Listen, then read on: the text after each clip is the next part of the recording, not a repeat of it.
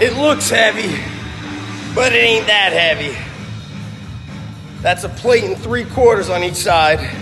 Don't want to fake you out.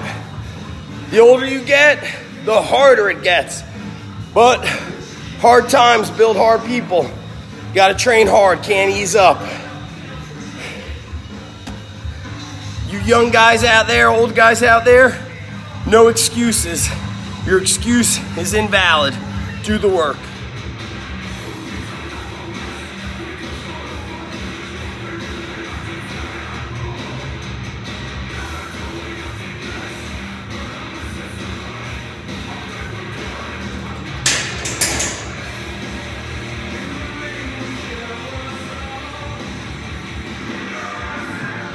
All right.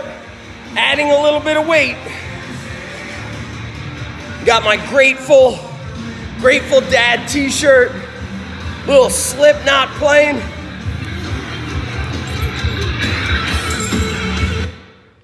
Put the belt on. I did 10, 8, 6, 4, 2 of the box squat. I only belted up for the 4 and the 2. Warm up was all 5 of these sleds, starting from light to heavy, back extensions and band pull aparts, and also the McGill Big 3. Now I'm gonna bang out a circuit, lunges, carries, kettlebell swings, Bulgarian split squats. The steak has been eaten. Steak and potatoes were eaten. You no carb people, don't worry about the potato. Double up on the steak. And let me tell you something about that. Long time ago, 94, 95, when I was competing in bodybuilding, my training partner was basically eating, because he had such a fast metabolism, he was basically eating ground beef and all kinds of red meat throughout the day, 6 to 8 meals a day. And then his last 2 meals of the day, he had double servings of rice or double serving of baked potato, double serving of a carbohydrate. We would train in the evening, and that's what our nutritionist had him do. And this guy, you know, had striated glutes, striated lower back, the Christmas tree, the whole 9. And I never want to go back to the day of how I dieted for that bodybuilding show, especially as a natural bodybuilder. It was brutal, and I'm also not naturally ripped, as you can tell. So for me, my dieting 6 weeks out was a bunch of carb cycling, 3 days of no carbs, 2 days of carbohydrate at each meal, and then the week of the competition, I believe it was Monday through Thursday, no carbs, then Friday evening, starting to get in some carbs, cardio and everything, and then Saturday carb loading during prejudging and the night show. But anyway, back to the training, squatting, lifting. Just do the work, guys. The training, I'm telling you, it all works if you dial in technique and you're consistent. And I think that's where most people fall off the wagon, is poor technique. They're not consistent, so they're basically training the wrong way, and you got to do the right stuff.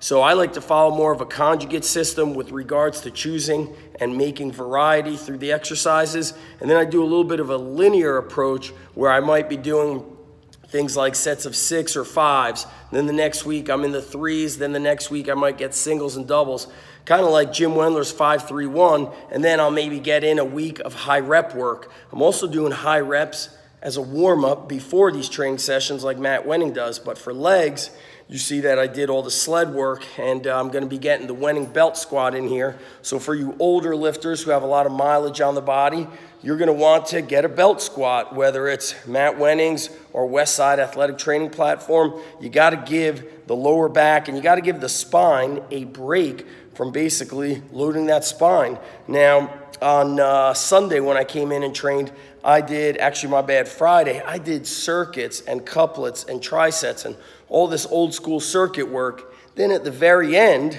I did heavy deadlifting, which is backwards to what a performance athlete might think about doing. But I used to do this in my bodybuilding days. I would kind of exhaust myself and then squat at the end. I would exhaust myself and then, you know, do benching second or third. And it was a different feel. It was a different fatigue. No easy day, baby. And I might even do some of that for an athlete who is an advanced lifter. Not all athletes are advanced lifters. In fact, some advanced athletes are rank beginners when it comes to, you know, weight training and lifting and understanding strength and performance training. But I'll do that not just for the physical shock, but I also like the mental challenge, the psychological challenge that comes with having to maintain or maybe break a record while I'm supposed to be fatigued. And that's the key word, supposed to be. Once you start supposed to be this, supposed to be that, you are the common folk. You are a normal man and a common man.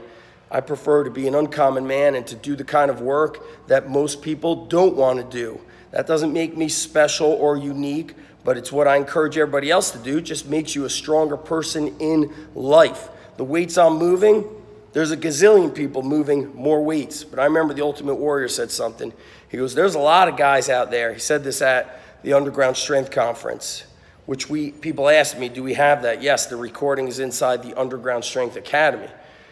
So there's a lot of guys out there that could lift more weights than me. He's like, but they're not strong outside of the gym. They're not strong in life. And he put it in a little bit different words. I'm trying to work on my language on these YouTube videos. But I love what he said about being strong in the gym and outside of the gym. I call it the strong life, where true strength transcends these gym walls. It's easy to be a tough guy in practice or in the gym, but apply it to your life. Peace out, guys.